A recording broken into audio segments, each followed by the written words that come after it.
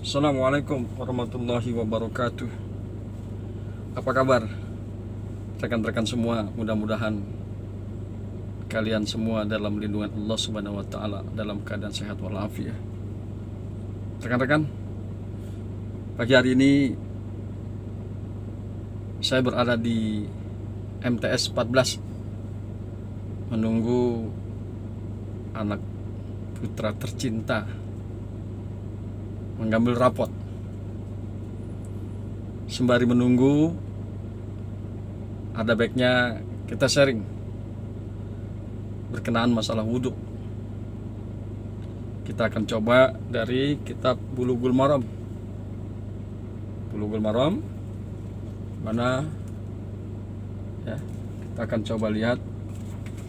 Mudah-mudahan sholat kita sudah sesuai dengan apa yang disunahkan oleh Kanjeng Nabi Muhammad Sallallahu Alaihi Wasallam.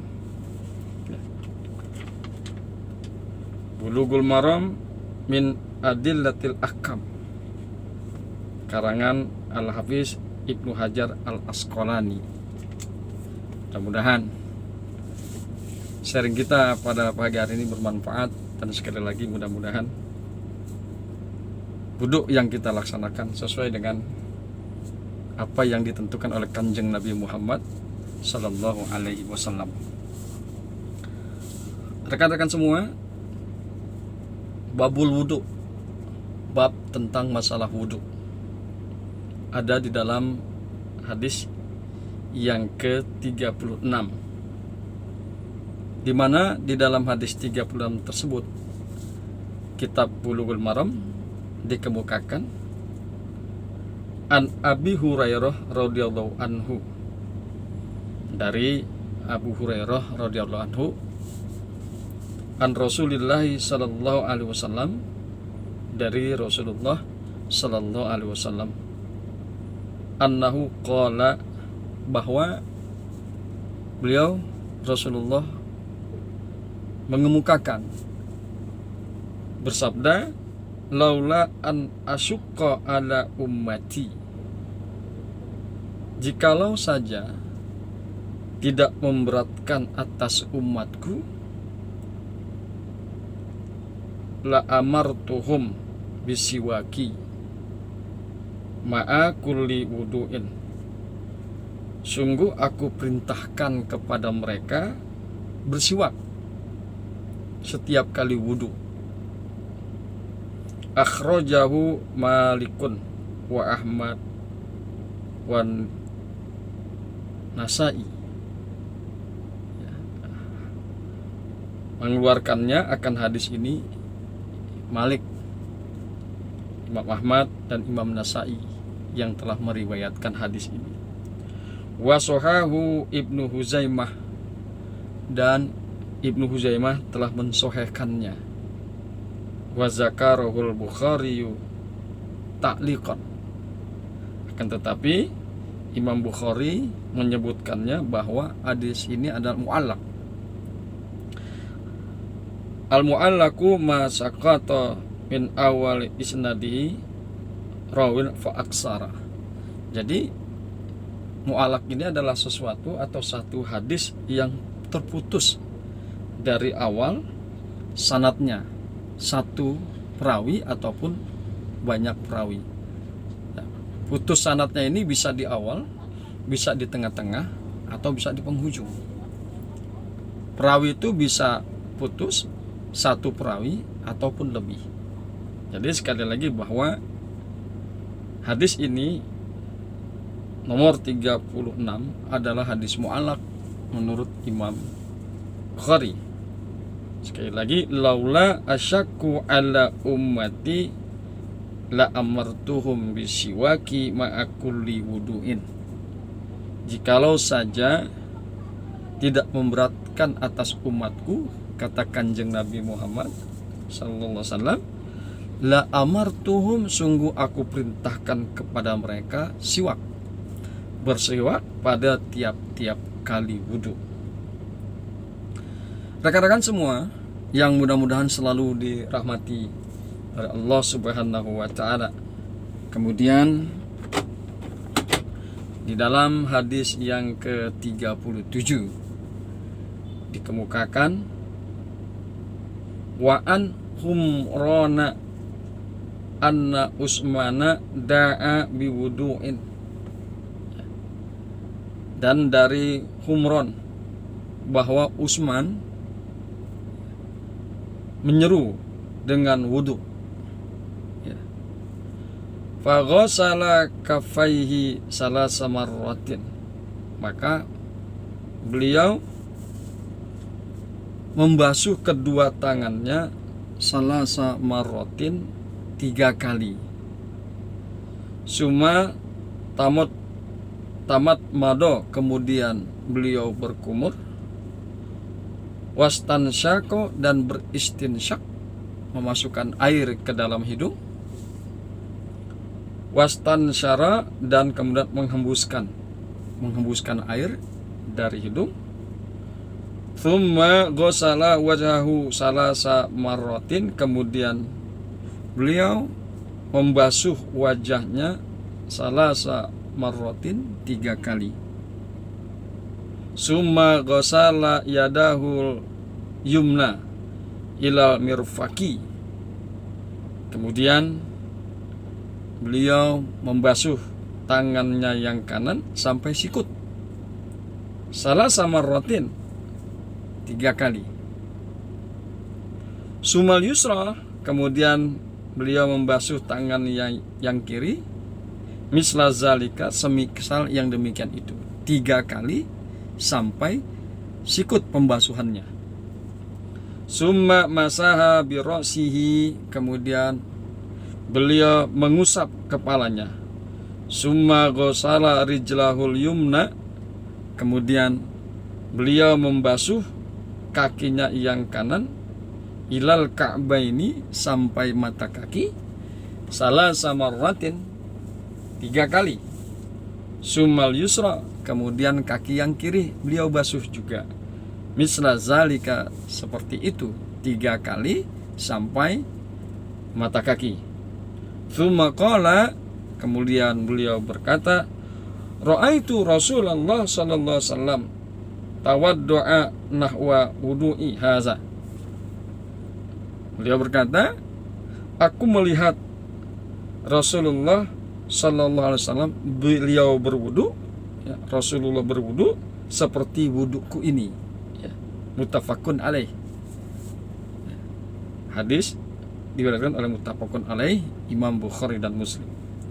Hadirin yang berbahagia, rekan-rekan yang mudah-mudahan selalu dirahmati oleh Allah Subhanahu wa taala. Yang perlu digarisbawahi di sini adalah seringkali kita menjumpai orang-orang yang berwudu tidak sampai kepada sikut. Ya. Jadi berdasarkan hadis ini bahwa wudu membasuh tangan sampai kepada sikut. Bahkan dianjurkan dilebihkan sedikit dari sikut.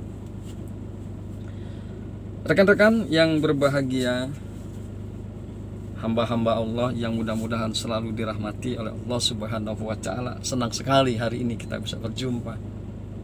Dan sekali lagi menunggu anak tercinta, buah hati sedang mengambil rapot, mudah-mudahan hasilnya baik, nilainya bagus, amin ya robbal alamin. Kemudian mari kita melihat kepada hadis yang ke-38 dari kitab Bulughul Maram. Dikemukakan wa an Ali radhiyallahu anhu, dan dari Ali, mudah-mudahan Allah ridho kepada Ali, fi sifati wudu'in Nabi sallallahu alaihi wasallam, tentang sifat wudu Kanjeng Nabi Muhammad sallallahu alaihi wasallam.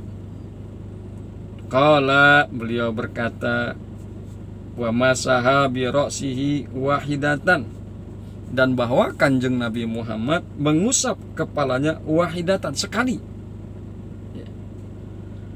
Akhrajuhu Abu Dawud, Abu Daud telah mengeluarkan hadis ini. Wa akhrajahu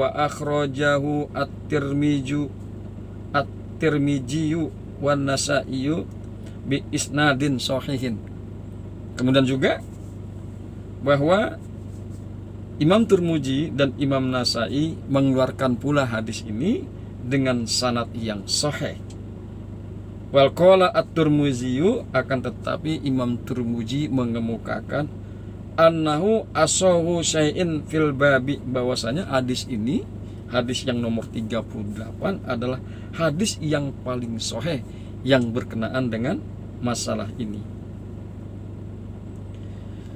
Rekan-rekan yang berbahagia, yang mudah-mudahan selalu dilimpahkan rahmat oleh Allah Subhanahu wa taala, bahwa di sini dikemukakan wa masaha bi ra'si wahidatan, bahwa Kanjeng Nabi Muhammad mengusap kepalanya wahidatan, sekali. Jadi ini adalah yang wajib. Ya, wajibnya memang dalam rangka mengusap ataupun membasuh adalah sekali. Kemudian marilah kita coba kaji kembali tentang hadis yang ke-39. Wa an Abdillah ibni Zaid bin Asim radhiyallahu anhuma, dan dari Abdullah bin Zaid bin Asim, mudah-mudahan Allah ridho kepada keduanya, ya. Fi sifatil wudu, tentang sifat wudu, tentang sifat wudu.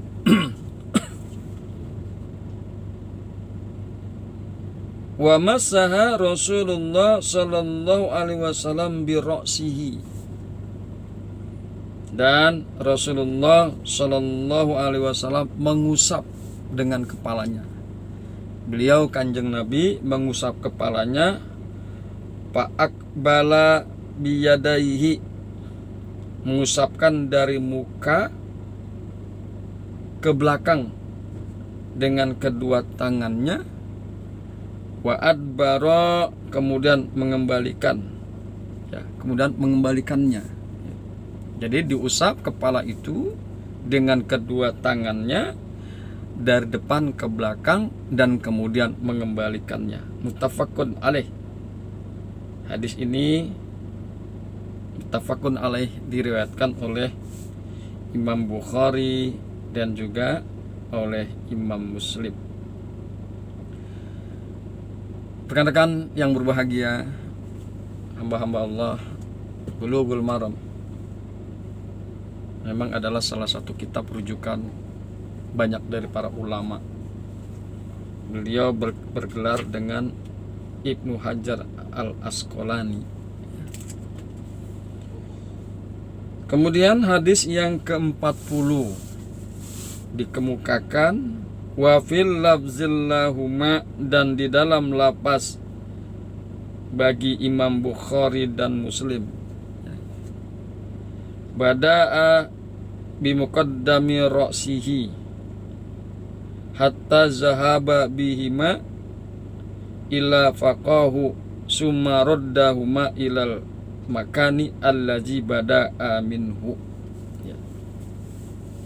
Di dalam lafaz keduanya, yaitu lafaz Imam Bukhari dan Muslim, mengemukakan memulai pada bagian depan kepalanya, ya, dalam rangka mengusap kepala, memulai dengan bagian depan kepalanya, hatta zahaba bihima ila faqahu, sampai mengusapkan dengan kedua tangannya sampai ke tengkuk, sampai ke tengkuk.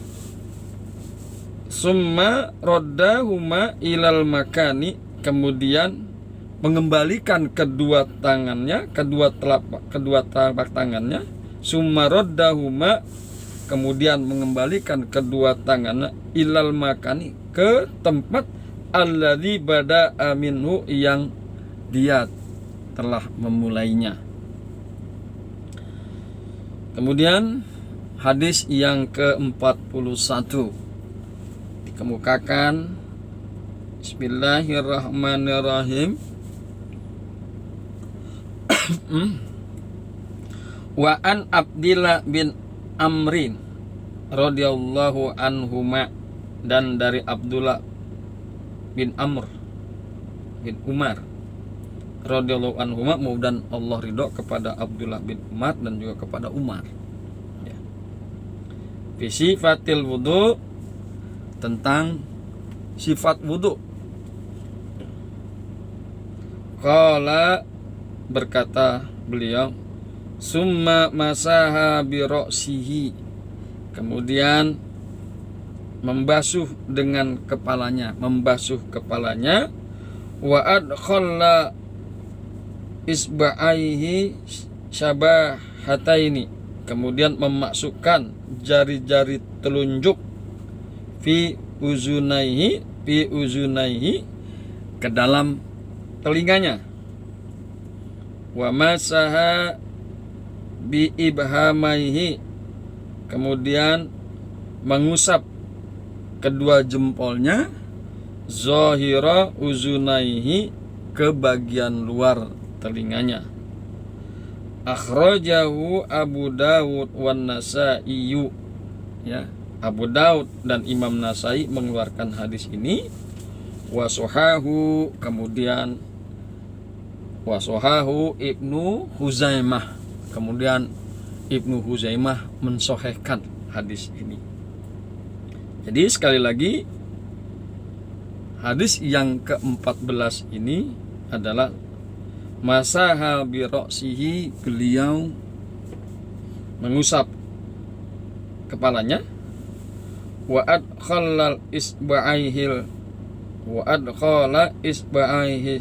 sabbahataini, dan memasukkan ujung jari telunjuk, ya, kedua ujung jari telunjuk, fi uzunaihi, ke dalam kedua telinganya, wa masaha bi ibhamaihi, kemudian mengusap dengan kedua jempolnya, zahira uzunaihi, bagian luar daripada kedua telinganya. Hadirin, rekan-rekan yang mudah-mudahan selalu dirahmati oleh Allah Subhanahu wa taala, cukup menyenangkan, ya. Kita akhirnya bisa memahami, bisa mengerti tentang sifat-sifat wudu daripada Kanjeng Nabi Muhammad sallallahu alaihi wasallam. Kemudian hadis yang ke-42, wa an Abi Hurairah radhiyallahu anhu qala, dan dari Abu Hurairah, mudah-mudahan Allah ridho kepada Abu Hurairah. Ini juga sahabat Nabi yang banyak mengeluarkan hadis, ya. Banyak keluar dari lisan beliau hadis-hadis.